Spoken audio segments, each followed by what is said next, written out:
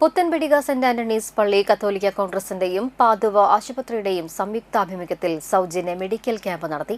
പുത്തൻപിടിക സെന്റ് ആന്റണീസ് പള്ളി മിനി ഹാളിൽ നടന്ന മെഡിക്കൽ ക്യാമ്പിൽ പ്രശസ്ത ഓർത്തോപീഡിക് ഡോക്ടർമാരായ ശ്രീ വിഷ്ണു പവിത്രൻ, അനുക്കുട്ടൻ എസ്, ENT വിഭാഗം doctor Hima Thomas, general surgery doctor Tom Jose, gastroenterology doctor Tony Joseph എന്നിവർ നേതൃത്വം നൽകി. ഇടവക വികാരി ഫാദർ റാഫേൽ മുത്തുപീടിക ഉദ്ഘാടനം ചെയ്തു. കത്തോലിക്ക കോൺഗ്രസ് പ്രസിഡന്റ് ആന്റോ തൊറയൻ അധ്യക്ഷത വഹിച്ചു. പാതുവ ആശുപത്രി അഡ്മിനിസ്ട്രേറ്റർ സിസ്റ്റർ ഹേമ മേരി, കൈക്കാരൻ സിജോ, ഭാരവാഹികളായ Paul PA, doctor Joji Maliyekkal, Joseph AC, Varghese KA, Jessy Varghese, Shali Francis എന്നിവർ സംസാരിച്ചു.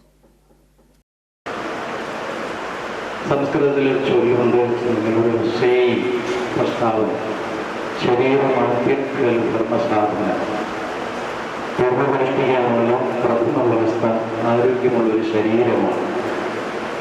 അവിടെയാണ് എല്ലാ ജയങ്ങളും, നമ്മുടെ പ്രവർത്തനങ്ങളെല്ലാം, അത് പാട്ടോ പ്രസംഗമോ പ്രാർത്ഥനയോ കായിക മത്സരങ്ങളോ കലാമത്സരങ്ങളോ എന്തിൻ്റെയും അടിസ്ഥാനം ശരീരമാണ്.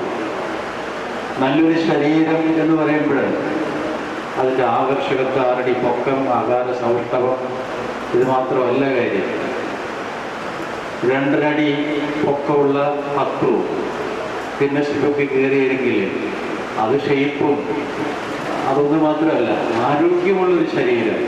അത് ഏത് തരത്തിലാകട്ടെ, ചിലപ്പോൾ ഒരു കൈയില്ലാത്തതാകാം, ഒരു കാലില്ലാത്തതാകാം. ഒരു കൈയും കാലും നഷ്ടപ്പെട്ടത് ആരോഗ്യമില്ല എന്നൊന്നും അർത്ഥമാകുന്നില്ല.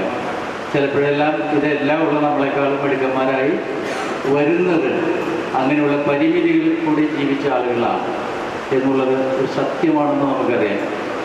നമ്മുടെ കേരളക്കരയിലെ ഏറ്റവും ഒരു പക്ഷേ വളരെ കഴിവുറ്റ ഗായിക അന്ധയാണ് വൈക്കം വിജയലക്ഷ്മി.